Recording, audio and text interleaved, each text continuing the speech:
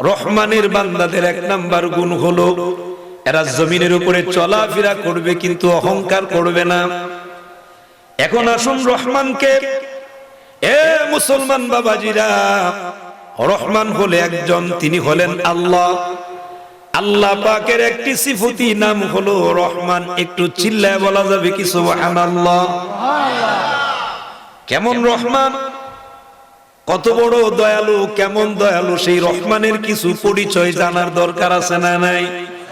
আরো জোরে বলেন, দরকার আছে না নাই? আমার বাবাজিরা, সূরাতুল ফাতিহায় আমরা যখন তেলাওয়াত করি আলহামদুলিল্লাহি রাব্বিল আলামিন, সমস্ত প্রশংসা সেই রবের, সেই আল্লাহর, সমস্ত প্রশংসাটা করি আমরা আল্লাহ পাকের। তিনি কে?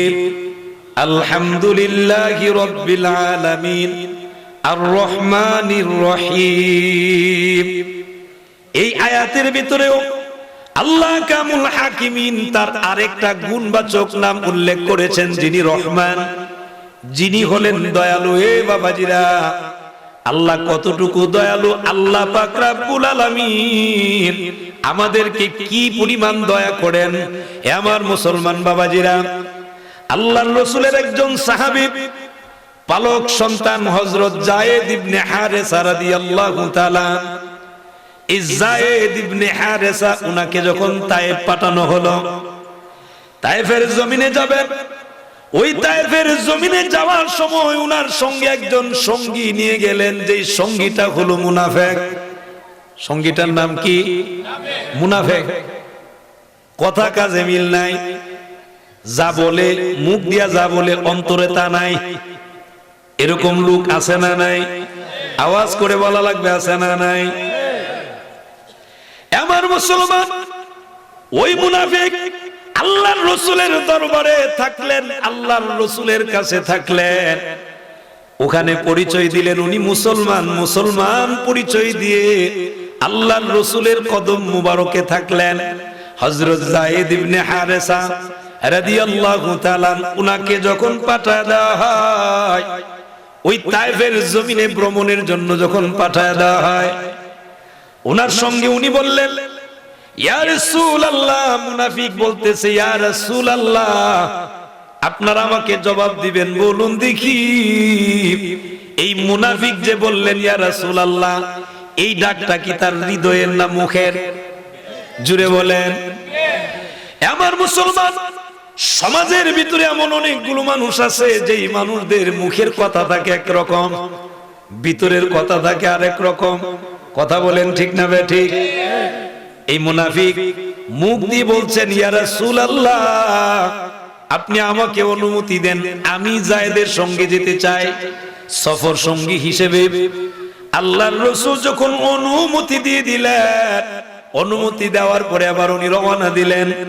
যেতে যেতে তায়েফ যাওয়ার আগে আমার মুসলমান একটি পাহাড় এলাকার মধ্যে একটি গুহার ভিতরে প্রবেশ করলেন।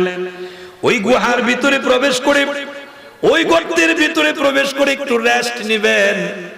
এই রেস্টের সময় দেখা যায় আল্লাহর নবীর সাহাবী হযরত যায়েদ ইবনে হারেসা, যাকে আল্লাহর রাসূল পালক পেলেছিলেন, লালন পালন করেছিলেন, একটু মহব্বতে বলা যাবে কি সুবহানাল্লাহ?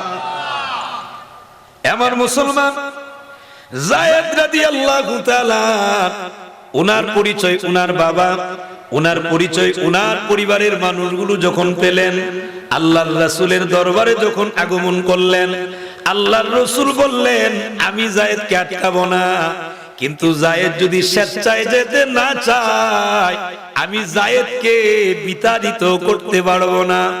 এবার যায়েদকে ডাক দেওয়া হয়, ও যায়েদ, এখন তুমি বলো দেখি, তুমি আমাদের সঙ্গে যাবে কিনা?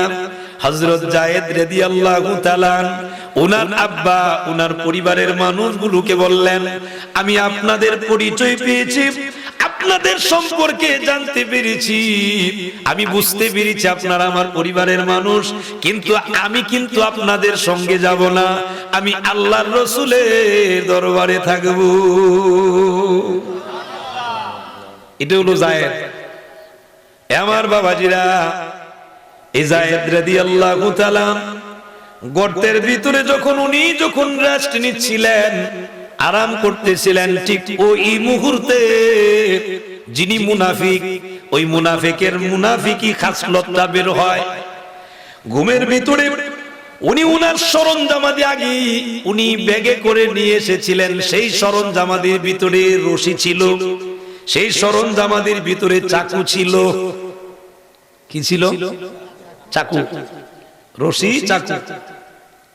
আমার বাবাজিরা রশিটা বের করলেন, রশি বাহির করিয়া আল্লাহ রাসূলের সাহাবী হযরত যায়েদ রাদিয়াল্লাহু তাআলা উনার হাত দুটি যখন বাঁধলেন, ঘুমের ঘোরে মানুষ তাকে মৃত। কথা বলেন ঠিক না বেঠিক? আওয়াজ দিয়া বলেন ঠিক না বেঠিক? আমার বাবাজিরা, এজন্য কোন মানুষ যখন ঘুমিয়ে থাকবে, ওই ঘুমের ঘোরের মানুষকে এমন ভাবে আপনি ডাক দিবেন না, জোরে ধমক দিয়ে ডাক দিবেন না, জোরে আওয়াজ করে ডাক দিবেন না। যদি আপনি ডাক দেন, এমন হতে পারে গো ওই মানুষটা ঘুম থেকে উঠে পাগল হয়ে যেতে পারে। এজন্য আস্তে করে পায়ের মধ্যে অথবা মাথায় আপনি হাত রাখবেন, আস্তে আস্তে করে ঘুমের মানুষকে ডাক দিবেন। কথা বলেন ঠিক না বেঠিক? আমার মুসলমান, ঘুমের মানুষ মারা হযরত যায়েদ রাদিয়াল্লাহু তাআলা উনি ঘুমন্ত, ঘুমের ঘোরে উনার হাত দুটি রশি দিয়ে বাঁধলেন। রশি দিয়ে যখন বেঁধে দিলেন, পা দুটি রশি দিয়ে বাঁধলেন। হাত বাঁধা, পা দুটি বাঁধা, নড়াচড়া করতে পারে না। ঘুম যখন ভাঙলো, এবার উনি জিজ্ঞেস করে, ও মুসাফির ভাই, ও আমার সঙ্গী ভাই, সাথী ভাই, আপনি আমার হাত বাঁধলেন কেন, পা বাঁধলেন কেন? এখন মুনাফিক পরিচয় দেয়, ও যায়েদ, মূলত আমি মুসলমান না, আমি হলাম মুনাফিক। নাউজুবিল্লাহ, জুড়ে বলেন। আমি মুসলমান না। আপনি যে পরিচয় দিলেন, আল্লাহর রাসূলের কদম মুবারকে থাকলেন, পরিচয় দিলেন আপনি মুসলমান। না, আমি মুসলমান নই, এই দিনের অপেক্ষাই করেছিলাম। কি করতে চাও? এবার মুনাফিক ডাক দিয়ে বলে, ও যায়েদ, আমি যেটা চাচ্ছি সেটা হলো, আমি চাই তোমাকে এই পৃথিবী থেকে আমি বিদায় দিয়ে দিব। কেন বিদায় করতে চাও? এবার মুনাফিক তার আসল পরিচয়টা তুলে ধরে, রে যায়েদ, শুনে রেখো, আমি চাই আল্লাহর নবী আব্দুল্লাহর ছেলে মুহাম্মদ কষ্ট পাক। জুড়ে বলুন নাউজুবিল্লাহ, আরো জুড়ে বলুন নাউজুবিল্লাহ। মুনাফিকরা চায়, বেঈমান কাফেররা চায় আল্লাহর রাসূলকে কষ্ট দিতে। কথা বলেন ঠিক না বেঠিক? কিন্তু আমার আল্লাহ কষ্ট দেয় না। আমার মুসলমান বাবাজিরা, যেই কষ্টগুলো আল্লাহ দিয়েছেন, এগুলো আল্লাহ পরীক্ষা করেছেন। এই পৃথিবীতে সবচাইতে বেশি বড় পরীক্ষা আল্লাহ যাদেরকে করেছেন, ওনারা হলেন আম্বিয়ায়ে কেরাম। আম্বিয়ায়ে কেরামের ভিতরে আপনার আমার নবী রাহমাতুল লিল আলামিন, এই নবীকে সবচাইতে বেশি কষ্ট দেওয়া হয়েছে। কথা বলেন ঠিক না বেঠিক? এটা পরীক্ষা করছে আমার বাবাজিরা। এবার যায়েদ রাদিয়াল্লাহু জিজ্ঞেস করলেন, আমাকে হত্যা করলে তোমার রাসূলকে কষ্টটা কেমনে দিবা? এটা তো আমার বোঝা দরকার। মুনাফিক ডাক দিয়ে বলে, শোনো যায়েদ, তুমি আল্লাহর রাসূলের সাহাবী, যেহেতু রাসূলুল্লাহর সাহাবী, আমি যদি তোমাকে কতল করে দেই, এই সংবাদ যদি আল্লাহর রাসূলের কাছে যায়, আল্লাহর রাসূল কষ্ট পাবে আর আমি বড় খুশি হয়ে যাব। এই জন্য চাইতেছি আমি তোমাকে হত্যা করতে। এবার যায়েদ রাদিয়াল্লাহু তাআলা হাত দুটি বাঁধা, রশি দিয়ে পা দুটি বাঁধা, এই বাঁধা অবস্থায় আমার আল্লাহকে ডাক দিলেন। ও দুনিয়ার মুসলমান বাবাজিরা, আল্লাহ রাব্বুল আলামিনকে ডাক দিলেন, ইয়া রহমান আগিসনি, ইয়া রহমান আগিসনি, ইয়া রহমান বলে যখন ডাক দিয়েছেন, সাথে সাথেই গর্তের বাহির দিক থেকে শুনতে পেলেন একটা বিকট আওয়াজ দিয়ে ধমক দেয়, এত বড় সাহস, তরবারি আর সামনে বাড়াবে না। যেই মাত্র ধমক দিয়েছেন, এই ধমকটা দিলেন, আওয়াজ শুনতে পেলেন মুনাফিক। মুনাফিকের কানের মধ্যে আওয়াজ যখন গেল, মুনাফিকটা গর্তের ভিতর থেকে বের হলেন। দেখতে চাইলেন কে এই গর্তের সামনে দেখতে যায়। গর্তের বাহিরে গিয়ে তাকায় দেখে কেউ নাই, কোনো মানুষজন দেখা যায় না, কিন্তু আওয়াজ তো আসলো। এবার আবার দ্বিতীয়বার চলে গেল, হাত বাঁধা পা বাঁধা, তরবারি নিয়ে ওই ছুরি নিয়ে যখন আঘাত করবে, আমার মুসলমান আঘাত করার সময় আবার দেখা যায় আল্লাহর রাসূলের সাহাবী হযরত যায়েদ ইবনে হারেসা রাদিয়াল্লাহু তাআলা উনি আবার ডাক দিলেন, ইয়া আগিসনি ইয়া রহমান, ও রহমান, আপনি আমাকে সাহায্য করেন। যেই মাত্র চাইলেন, আল্লাহ পাক রব্বুল আলামিন আবার দমক দেওয়ালেন। বাহির দিক থেকে আরেকটু বিকট আওয়াজ দিয়ে যখন দমক দেয়, এত বড় দুঃসাহস, তুমি ছুরি দিয়ে আঘাত করবে না। ওনাকে আবার যখন থামায় দেওয়া হলো, এবার দ্বিতীয়বার দমক দিলেন। লোকটা বুঝতে পারলেন মনে হয় গর্তের খুব নিকটবর্তী। মুনাফিকটা আবার গর্তের বাহিরে গেল। গর্তের বাহিরে গিয়ে তাকায় দেখে এখন কেউ নাই, দ্বিতীয়বারও কাউরে পায় নাই। এবার তৃতীয়বার প্রস্তুতি নিলেন। ঠিক ওই মুহূর্তে আবার যায়েদ ইবনে হারেসা আল্লাহর কাছে সাহায্য চেয়ে বলে, আগিসনি ইয়া রহমান। সুবহানাল্লাহটা জোরে বলবেন না? আমার বাবাজিরা বলুন দেখি, ইমানদার মুমিন মুসলমান যারা হয়, এরা সাহায্য চাইবে কার কাছে? আর একটা আওয়াজে বলুন, কার কাছে? আমার বাবাজিরা, সূরাতুল ফাতিহাতে আমরা কিন্তু এই ওয়াদা করেছি, এই ওয়াদা করলাম, কিন্তু ওয়াদা রক্ষা করি না। যার কারণে বাবাজিরা মসজিদে নামাজ পড়ার সময়, আমার বাবাজিরা ঘরের ভিতরে নামাজ পড়ার সময়, দোকানপাটে নামাজ পড়ার সময় আল্লাহকে ডাক দি বলি, ইয়াকা নাবুদু ওয়া ইয়াকা নাস্তাঈন, বলি আমরা একমাত্র আপনার ইবাদত করব, আপনার কাছে সাহায্য চাইব। কিন্তু দেখা যায় আল্লাহর কাছে সাহায্য না চেয়ে দুনিয়ার মানুষজনের কাছে বহু মানুষ সাহায্য চায়। এই রকম মানুষ আমাদের সমাজে আছে না নাই? অথচ আপনার একটা ফিতা দরকার, জুতার ফিতা। কিসের ফিতা? জুতার ফিতা। এটাও আপনি চাইতেন আল্লাহর কাছে। সুবহানাল্লাহটা বলবেন না? আরো জোরে বলেন না সুবহানাল্লাহ। একটা জুতার ফিতা চাইবেন, সেটাও চাইতেন আল্লাহর কাছে, বলছেন আল্লাহর রাসূল। কিন্তু আমরা তো আল্লাহর কাছে এইভাবে সাহায্য চাই না। কথা বলেন ঠিক না বেঠিক? ওয়াদা তো করি, আল্লাহকে ডেকে ডেকে বলছি আল্লাহ আপনার ইবাদত করব, আপনার কাছে সাহায্য চাইব। মসজিদ থেকে বের হয়ে গেলে এই ওয়াদার কথা ভুলে যায়, বেমালুম ভুলে যায়। আর যখন কোন মানুষ ভুলে যায়, তখন এই লোকটার উপরে বিপদ আপদ আসে কি আসে না? জুড়ে বলা লাগবে, আসে কি আসে না? আমার বাবাজিরা, যায়েদ ইবনে হারেসা এই জিনিস বুঝতে পেরেছেন। উনি দুনিয়ার কারো কাছে সাহায্য চায় নাই, একজনের কাছে সাহায্য চেয়েছেন। বলুন তিনি কে? আর একটু মহাব্বতে বলুন তিনি কে? আল্লাহকে আল্লাহ বলে ডাক দিলে আল্লাহ শুনে কি শুনে না? আপনি যেখান থেকে ডাক দেন, যত বিপদগ্রস্তই হন না কেন, আপনি আল্লাহকে ডাক দিবেন, আল্লাহ ডাকে সাড়া দেয়। সুবহানাল্লাহটা জোরে বলেন। আর একটু আওয়াজে বলেন আল্লাহু আকবার। আমি আপনাদেরকে কষ্ট দিয়ে ওয়াজ দিতাম না। এখানে আমার কিছু যুবক আছে, এরা দেখছি কথাবার্তা বলতেছে। আমি জিজ্ঞেস করি, ওয়াজ কি আর একটু চলতো না মুনাজাত দিলাইতাম? চলতো? কারা কারা চান ডান হাত উঁচু করে দেখান। নারায়ে তাকবীর, নারায়ে রিসালাত, আহলে সুন্নাত ওয়াল জামাত। তাহলে একটু মনোযোগ দিতে হবে। শ্রোতা কম হইলে অসুবিধা নেই। শ্রোতা যদি একজনও হয়, কিন্তু এই শ্রোতাটা যদি আল্লাহওয়ালা হয়, আলহামদুলিল্লাহ। ঠিক কি না? আর শ্রোতা মনে করেন 10,000 হইল, কিন্তু কারো কোনো মনোযোগ নাই, এইরকম শ্রোতারে ওয়াজ শোনানোর চেয়ে না শোনানো ভালো। ঠিক কি না? আমার বাবাজিরা, বন্ধুরা, অন্তরের কান লাগান। যায়েদ ইবনে হারেসা একজনের কাছে সাহায্য চাইলেন, তিনি আল্লাহ। এবার আবার ডাক দিলেন, আগিসনি ইয়া রহমান, আবার ডাকটা দিতে দেরি সঙ্গে সঙ্গেই দেখা যায় ওই বেঈমান মুনাফিক উনি যখন তরবারি নিয়ে উনার গর্দানের সামনে চলে গেছে, ঠিক ওই মুহূর্তে একেবারে গর্তের দ্বার প্রান্তে ওই জায়গায় দাঁড়িয়ে এমন একটা ধমক দিয়েছে, ধমক দেওয়ার সঙ্গে সঙ্গে বাহির হলেন।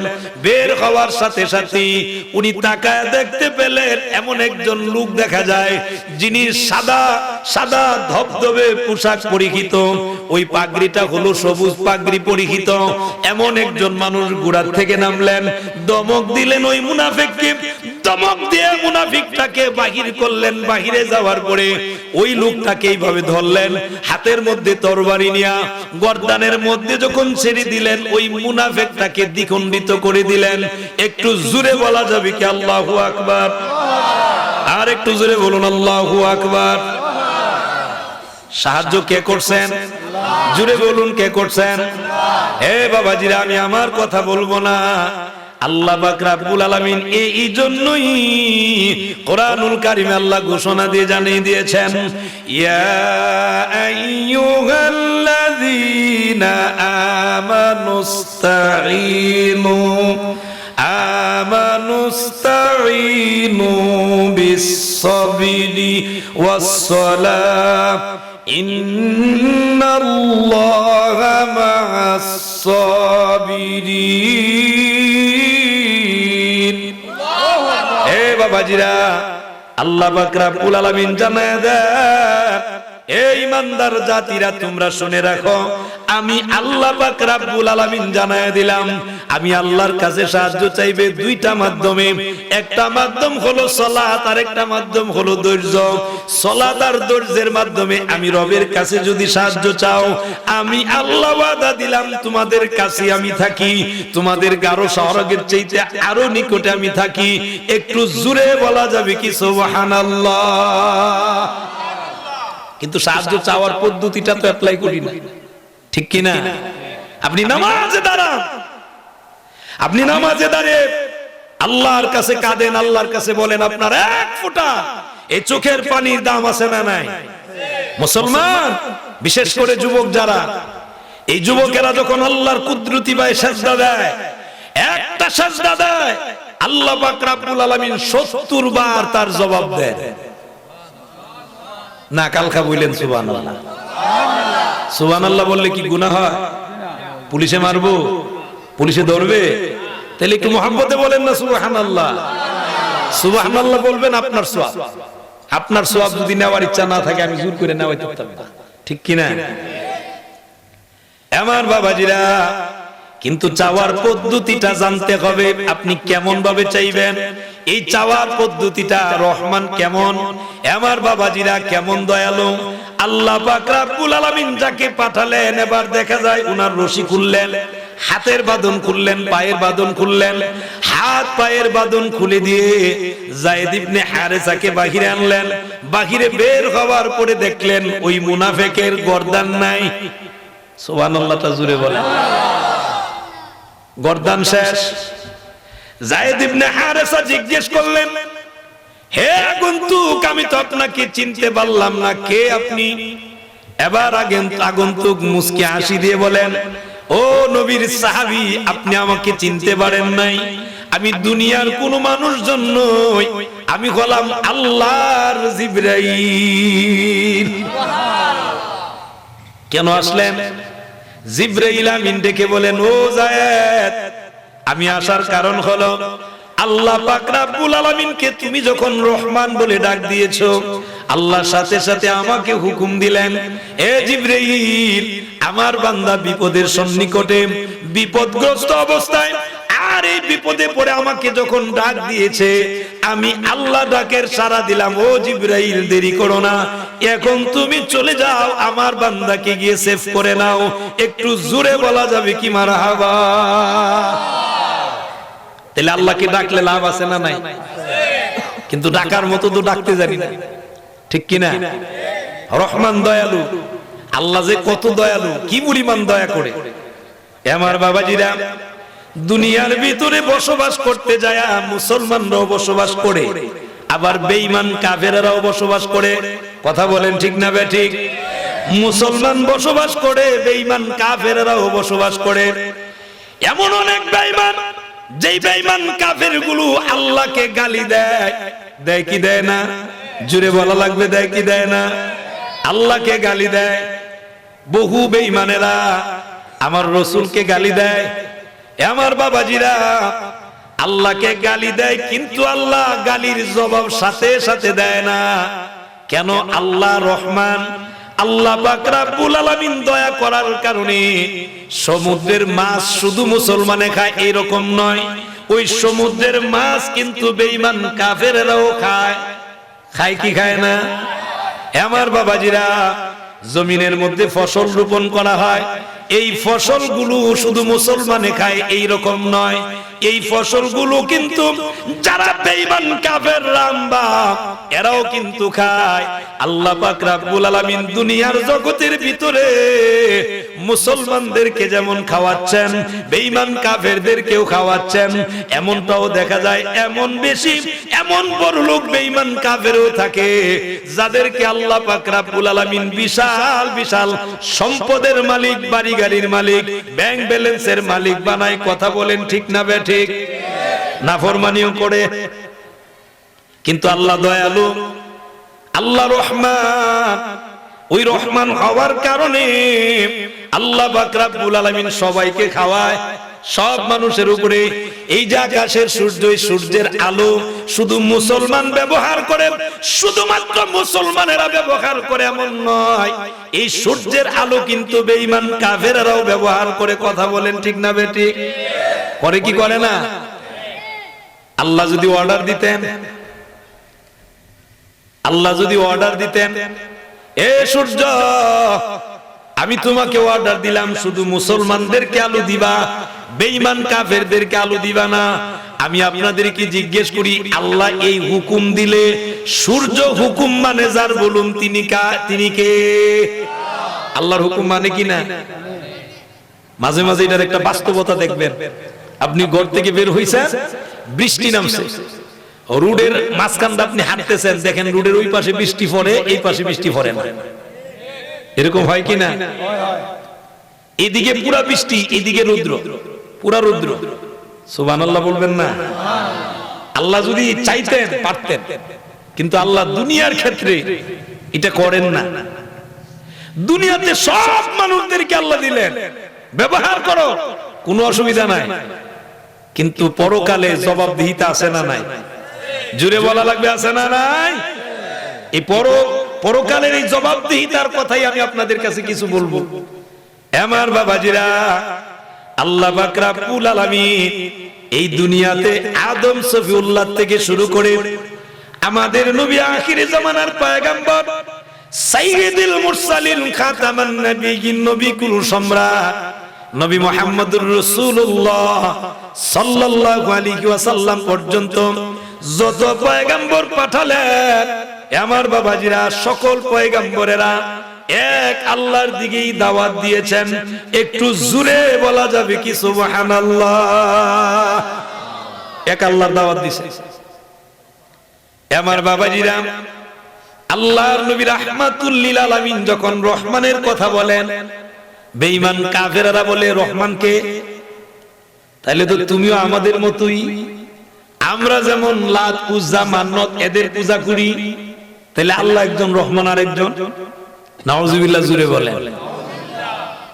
আল্লাহ পাক রব্বুল আলামিন জানায় দিলেন, হাবিব, হে বন্ধু আমার, আপনি জানায় দেন, আমি আল্লাহর সিফতি নাম রহমান, আমি আল্লাহর সিফতি নাম যতগুলো আছে, এই নামের যেই কোনো নাম দিয়ে আমাকে ডাকবে, আমার বান্দা বান্দি আমাকে পাবে। জুরে বলা যাবে কি সুবহানাল্লাহ? আর একটু জুরে বলুন আল্লাহু আকবার। আমার বাবাজিরা, এই রহমান আল্লাহ, সে আল্লাহ বলছেন জমিনের উপরে চলবা, কিন্তু জমিনের উপরে চলাফেরা করার সময় অহংকার করা যাবে না। বলুন দেখি, অহংকারীদেরকে আল্লাহ ভালোবাসেনি? বাসে না। অহংকার থাকলে এই লোকে জান্নাতে যেতে পারবে না, তাদের জন্য আল্লাহ জান্নাত হারাম করে দিবেন।